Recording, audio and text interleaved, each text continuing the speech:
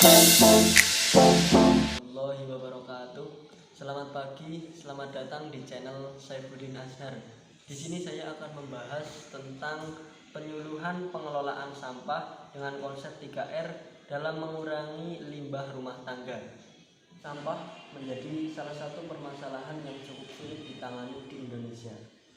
Keberadaan limbah rumah tangga atau sampah yang dihasilkan sebagai akibat dari aktivitas manusia mempunyai banyak dampak. Di antaranya dampak yang sering terjadi yaitu dampak yang negatif tentunya. Sampah dihasilkan dari aktivitas rumah tangga berbagai macam, seperti sampah organik dan sampah anorganik. Mari kita masuk ke dalam pembahasan sampah, yaitu tentang definisi, sumber, dan jenis sampah. Menurut Kamus Besar Bahasa Indonesia, mengartikan sampah sebagai benda yang dibuang karena tidak terpakai dan tidak dapat digunakan lagi. Lanjut, definisi sampah menurut Manik tahun 2003, yaitu suatu benda yang tidak digunakan atau tidak dikehendaki dan harus dibuang, yang dihasilkan oleh kegiatan manusia. Kemudian menurut Undang-Undang Nomor 18 Tahun 2008 tentang pengelolaan sampah, yaitu sampah berbentuk padat atau semi padat, berupa zat organik atau anorganik, bersifat dapat terurai atau tidak dapat terurai, yang dianggap sudah tidak berguna lagi dan dibuang ke lingkungan. Definisi tadi yang telah saya sebutkan, bahwasanya sampah dapat berupa sampah yang mudah membusuk, seperti sampah dapur, daun-daun kering, dan kotoran hewan sejenisnya. Kemudian sampah yang tidak mudah terurai atau membusuk, seperti sampah plastik, logam, gelas, karet, dan lain-lain. Sumber-sumber timbulnya sampah antara lain, yang pertama sampah dari pemukiman, sampah anorganik seperti plastik, kaleng, dan lain-lain, juga dihasilkan dari jumlah yang lebih sedikit dibandingkan sampah organik. Yang kedua, sampah dari tempat-tempat umum dan perdagangan. Di sini biasanya sampahnya itu berjenis sisa-sisa makanan, sampah kering, plastik, dan kaleng-kaleng. Yang ketiga, sampah dari sarana pelayanan masyarakat milik pemerintah. Di tempat ini biasanya dihasilkan berupa sampah kering dan sampah basah. Kemudian sampah dari industri. Di tempat ini biasanya dihasilkan sampah basah dan sampah kering dan sisa-sisa bahan bangunan yang dari kegiatan industri. Kemudian yang kelima itu sampah pertanian.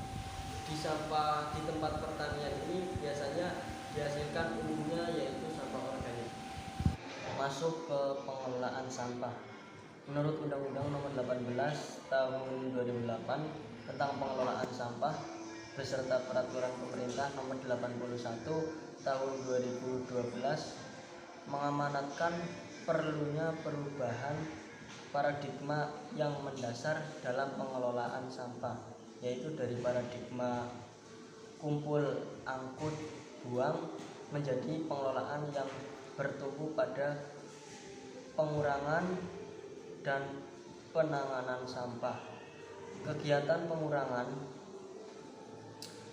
bermakna agar seluruh lapisan masyarakat, baik pemerintah, dunia usaha maupun masyarakat, melaksanakan pembatasan timbul sampah, pendauran ulang, dan pemanfaatan kembali sampah atau yang lebih dikenal dengan 3R. Nah, apa itu 3R?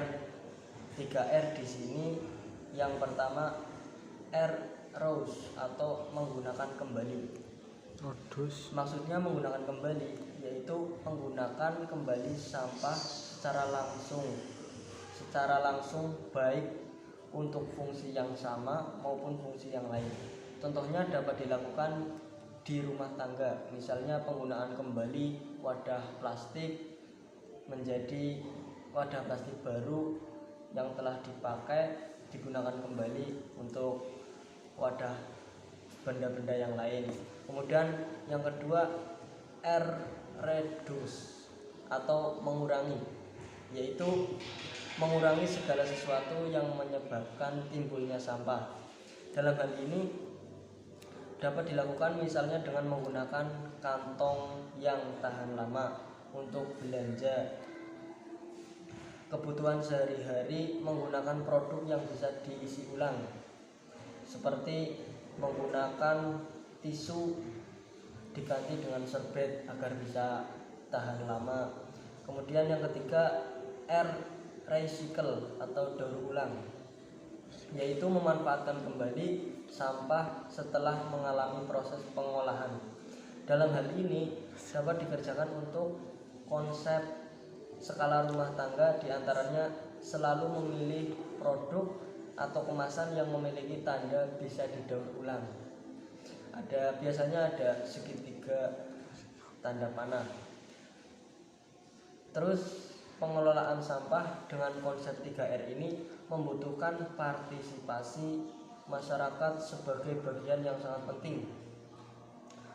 Partisipasi masyarakat merupakan suatu keterlibatan masyarakat untuk berperan serta aktif dalam suatu kegiatan yang bersih dan sehat, khususnya dalam melakukan pengelolaan sampah. Nah, maka dari itu mari kita kelola sampah dengan baik dengan cara memisah antara sampah organik dan non-organik. Kemudian kita ikuti anjuran 3R yang telah diaplikasikan oleh pemerintah.